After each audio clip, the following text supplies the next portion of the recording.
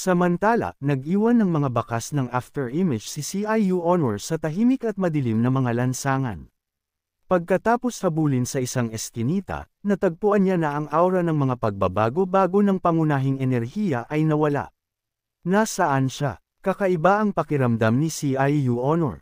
Sa kanyang cloud stepping boots, ang mga pamamaraan mula sa Supreme Purity Jade Sleep, at ang 7 Stars Gathering Cloud Step, sa ilalim ng normal na mga pangyayari, kahit na humaharap sa isang ika-4 o ika-5 dahon na tagapaglinang sa isang simpleng paligsahan sa bilis, magkakaroon ng pagkakataon si CIU Honor na lumaban. Hindi niya inaasahan na tatakbo ng ganoon kabilis ang target, posibleng isang dalubhasa, mas mabuting huwag ng habulin. Naaalala ang mga salita ng kanyang Panginoon, tumalikod siya at bumalik. Sa sandaling iyon, biglang lumitaw si Yu Shangrong mula sa kadiliman, nakababatang kapatid.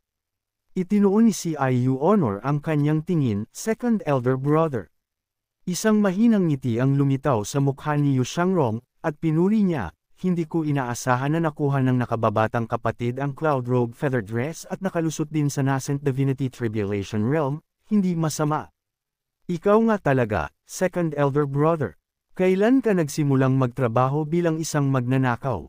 Tanong ni CIU Honor, masaya ngunit naguguluhan. Ikinaway ni Yu Shangrong ang kanyang mga braso, sinusuri ang kanyang sarili, mukha ba akong magnanakaw? Second elder brother, sinabi sa akin ng Panginoon na ibalik ka. Sabi ni CIU Honor. Mahinang tumawa si Yu Shangrong, bakit napunta ang Panginoon sa banal na kabisera? Pagkarinig nito, malungkot na ibinaba ni CIU Honor ang kanyang ulo, sinisiyasat ng Panginoon ang pinagmulan ng 5th elder brother. Talagang kaawa-awa ang 5th elder brother, matagal na akong nalulungkot. Sa pagmamasid sa kanyang malungkot na ekspresyon, hindi napigilan ni Yu Shangrong ang pagtawa, hindi alam kung ano ang sasabihin. Kinumpirma nito ang kanyang pananaw na ang nakababatang kapatid na ito, na ilang beses lamang niyang nakilala, ay tunay na isang mabait na babae. Maayos ba ang kalusugan ng master? Tanong ni Yu Shangrong. Maayos. Sagot ni CIU Honor ng totoo. Pagkarinig nito, napaisip si Yu Shangrong, ang kapangyarihan ng hadlang ay nagamit na ng isang beses, paano pa rin niya mapanatili ang gayong mataas na diwa? Biglang pumasok sa kanyang isipan ang isang termino, isang naghihingalong ningning. Nakababatang kapatid, mayroon pa akong mga dapat gawin, dapat kang bumalik ng maaga. Magkita tayong muli. Ngumiti si Yu Shangrong at marahang ikinaway ang kanyang kamay, pagkatapos ay tumapak sa hangin at nawala. Napakamot ng ulo si CIU Honor, nararamdaman na may mali ngunit hindi niya masabi kung ano ito. Pagkatapos, pumunta siya sa pintuan ng kanyang Panginoon at mahinang sinabi, hindi sapat ang kasanayan ng disipulo at hinayaan kung makatakas ang magnanakaw, mangyaring parusahan ninyo ako, mahal na guro. Tumanggo si Lasho, huwag mong sisihin ang iyong sarili, sapat ang kalaban para makatakas sa iyong pagtugis. Sige na, hindi ko inaasahan na magiging magnanakaw ang second elder brother, napakabilis niya, hindi ko talaga siya maabyutan. Bahagyang sumimangot si Lasho, ang nasa bubong kanina ay ang tampalasan na si Yu Shangrong. Hindi nakapagtataka na hindi mo siya mahuli. Bagamat nakakalungkot na hindi ako kumilos ng personal, walang silbi ang pagsisisi ngayon. Sige at magpahinga ka na. Susunod po. Pagkatapos ay bumalik si CIU Honor sa kanyang silid, at napaisip si Lasho. Bakit kaya lumitaw sa banal na kabisera ang tampalasan na si Yu Shangrong? Palagi siyang may ganitong pakiramdam, sina Yu Zhenghai, Yu Shangrong, at si Wuya ay tila alam na alam ang kanyang kinaroroonan at palaging nakakatakas sa tamang sandali. Noong papunta sa sekta ng Kailanawan, ang 4 na dakilang tagapagtanggol ang nagsilbing hadlang. Sa lungsod ng Anyang, nakatagpo niya sina Yu Shangrong at Yu Zhenghai na nagbibigay ng mga regalo. Sa plataporma ng Lotus, nakita niya ang flying chariot ni Yu Zhenghai, at ngayon sa tirahan ni Haring Qi sa banal na kabisera, nakatagpo niya muli si Yu Shangrong. Ipinapahiwatig ng iba't ibang mga palatandaan na may isang taong malapit na nagmamasid sa kanyang mga kilos. Mabilis na sumulong ang oras hanggang sa sumunod na araw, at si Qin Jun, kasama ang mayordomo, ay naghihintay sa labas ng silid ni Lasho ng maaga sa umaga. Pagkatapos ng mahabang paghihintay, nang walang senyales ng aktibidad sa loob ng silid, naramdaman ng mayordomo, si Hong Fu, na may mali. Master, may nangyari kaya? Kaninang umaga, nakakita ang mga gwardya ng lungsod ng maraming bangkay sa malapit, pinaghihinala ang mga mamamatay tao, maingat na tanong ni Hong Fu. Umiling si Qin Jun, maghintay pa tayo ng kaunti. Ang basta-basta na pag-istorbo sa pagpapahinga ng nakatatanda ay nanganganib ang ating mga ulo. Habang umaakyat ang araw, wala pa ring galaw sa loob ng silid. Dahil hindi na makatiis, sumando si Qin Jun at sinubukang tawagin ang nakatatanda. Ngunit nang tumingala siya, natagpuan niyang wala na ang figure ni Lasho sa silid.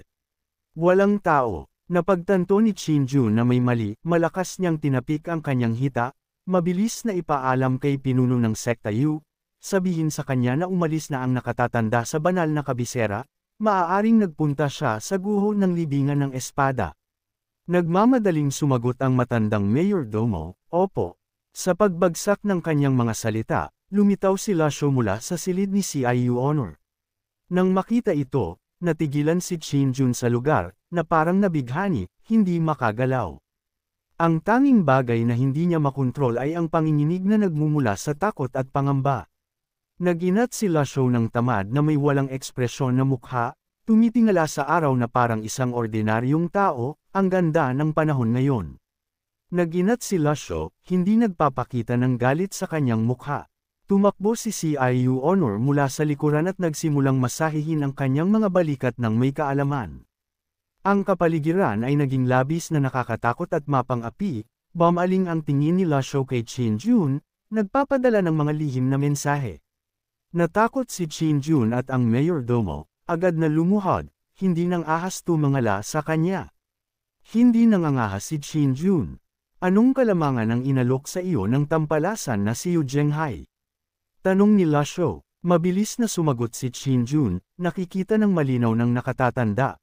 Ang nakababatang henerasyon ay kaibigan lamang ni pinuno ng sekta Yu. Mga kaibigan, tiningnan siya ni Lasho ng may pag-aalinlangan. Binigkas ng may puwersa ni Qin Jun ang bawat salita, ang buhay at kamatayan ng kanyang buong pamilya ang nakataya. Ang kanyang boses ay medyo mas malakas kaysa dati, mula simula hanggang katapusan, wala akong balak na saktan ng Evil Sky Pavilion.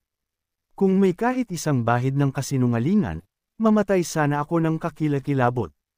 Umiling si Lasho at nagpatuloy sa pagtatanong, ano ang eksaktong ipinagawa sa iyo ni Yu Zhenghai? Ipinagtapat ni Qin Jun ang lahat, ang pagpasa ng mga usapin ng banal na kabisera, pagpapadala ng mga mensahe mula sa palasyo. Natanggap ko ang kabaitan ng nakatatanda at hindi ako nangangahas na traitorin ng Evil Sky Pavilion.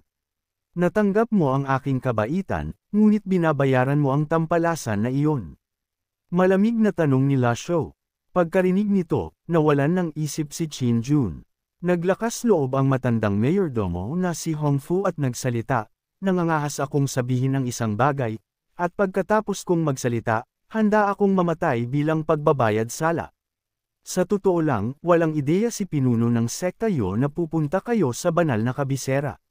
Kung nilayo ng Panginoon na magpadala ng mga lihim na mensahe, bakit pa siya maghihintay hanggang ngayon? Tunay na may kaugnayan ng Panginoon kay pinuno ng sekta Yu, ngunit sinabi ng Panginoon sa harap ni pinuno ng sekta Yu na hindi siya kailanman sasali sa anumang mga balak laban sa Evil Sky Pavilion, kung hindi ay hindi sila magtutulungan. Mayroon kang larawan sa pag-aaral ng Panginoon, kung hindi ito totoo, bakit madalas alalahanin ng Panginoon ang larawang ito? Kakaiba ang tunog nito, buhay at maayos ngunit inaalala araw-araw ng ibang lalaki. Habang nagsasalita si Hong Fu, sumenyas siya sa isang lingkod sa malapit, na agad na nakaintindi at nagmadaling pumunta sa pag-aaral. Hindi nagtagal, dinala niya ang larawan. Ang larawan ay kay Lasho nga, bagaman medyo may edad na, may makakapal na kulubot, ngunit may pagkakahawig ito sa kanya sa diwa. Tumawa si CIU Honor pagkatapos makita ito, hindi ito magandang pagkakahawig, hindi kakamukha. Bumaling ang tingin ni Lasho sa inscription sa tabi nito, sa tagsibol ng ika-23 taon ng iyong show, mula sa iyong guro na si Ji Tiandao. Mas mabuting hindi na sana tumingin. Sa isang casual na pagwagayway ng kanyang kamay, ikinalat ni Lasho ang larawan sa alikabok sa pamamagitan ng enerhiya, hinayaang kumalat ito sa hangin. Karapat-dapat ba ang tampalasan na iyon na gamitin ang mga salitang mula sa iyong guro? Baliktaran ang makalangit na Ganges. Kalmado na sinabi ni Lasho ang mga salitang ito, hindi galit, ipinapahayag lamang ang kanyang mga saloobin. Ang mga salitang ito ay mga salita na may malalim na implikasyon. Alam niyang inaasam ni Yu Zhenghai ang buong mundo, kaya maaari bang inaasam din ni Yu Zhenghai ang mga kayamanan sa loob ng Evil Sky Pavilion? Ngunit sa pagmumuni-muni, may katuturan ang sinabi ni Hong Fu. Kung talagang may masamang intensyon si Qin Jun, matagal na sana niyang ipinaalam kay Yu Zhenghai, hindi na kailangang maghintay hanggang ngayon. Sa puntong ito, nagpatuloy si Hong Fu, naisip ng Panginoon na ipaalam kay pinuno ng Sekta Yu pagkatapos lamang ninyong umalis dahil may sinabi si pinuno ng Sekta Yu. Tanong ni Lasho, aling dalawang bagay? Nag-atubili sa kanyang sagot si Hong Fu, hindi ako nangangahas na sabihin. Naging matindi ang tingin ni Lasho habang nakatitig sa kanya, alam mo talaga kung paano kumilos at kung paano humawak ng mga bagay, ngunit hindi ito nangangahulugang maaari mo akong paglaruan. Nang makita ang lumalaking lamig sa mga mata ni Lasho, hindi napigilan ni Qin Jun ang pagsasalita. Ang unang bagay na sinabi ni pinuno ng Sekta Yu ay umaasa siya na gugulin ninyo ang inyong mga huling taon ng payapa sa Evil Sky Pavilion. Nagtatakang tanong ni CIU Honor, ano ang pangalawang bagay? Ang pangalawang bagay na sinabi ni pinuno ng Sekta Yu ay umaasa siya na hindi ninyo kailanman maaalala ang mga bagay na iyon. Ang krimen ng pagtataksil sa sekta ay dapat na bumalik sa alikabok, sa lupa. Pagkatapos niyang matapos, idinagdag ni Qin Jun, salita sa salita, eksakto kung paano niya sinabi. Ito ang nag-iwan kay CIU Honor na ganap na nalilito, ano ang ibig sabihin niyan? Sa katunayan, hindi rin naintindihan ni Qin Jun at Hong Fu ang kahulugan ng pangalawang pangungusap, ngunit kay Lasho, naglalaman ito ng malaking impormasyon. Ipinahihiwatig nito ang dalawang bagay, una, alam ni Yu Zhenghai na mayroon siyang nawawalang mga alaala, pangalawa, may mga nakatagong pangyayari sa likod ng pagtataksil ni Yu Zhenghai sa sekta. Pagkatapos ng ilang sandali ng katahimikan, nagsalita si Lasho, pumunta ang tampalasan sa banal na kabisera. Pagkarinig nito, pinagpawisan ng malamig si Qin Jun at nagmadaling sumagot, nakatatanda. Hindi lamang ako, kahit naubusin ng inyong ikapitong disipulo ang lahat ng kanyang mga trick, maaaring hindi niya maayos ang isang pagpupulong sa pagitan ni pinuno ng Sekta Yu at ninyo. Lalo pang nag-usisa si CIU Honor, bakit? Hindi ko alam iyon. Pakiusap, nakatatanda, patawarin ninyo ang tirahan ni Haring Shi. Sumigaw din ang iba ng sabay, pakiusap, nakatatanda, patawarin ninyo ang tirahan ni Haring Shi. Tumango si Lasho, dahil sa inyong mabubuting intensyon. Maaari kong patawarin ang tirahan ni Haring Shi. Yumuko ng malalim sina Qin Jun at ang iba pa, salamat po, nakatatanda. Ding, isang alerto ng sistema ang tumunog, nakatanggap ng debotong pagsamba mula sa 15 katao, nakakuha ng 150 puntos ng merito.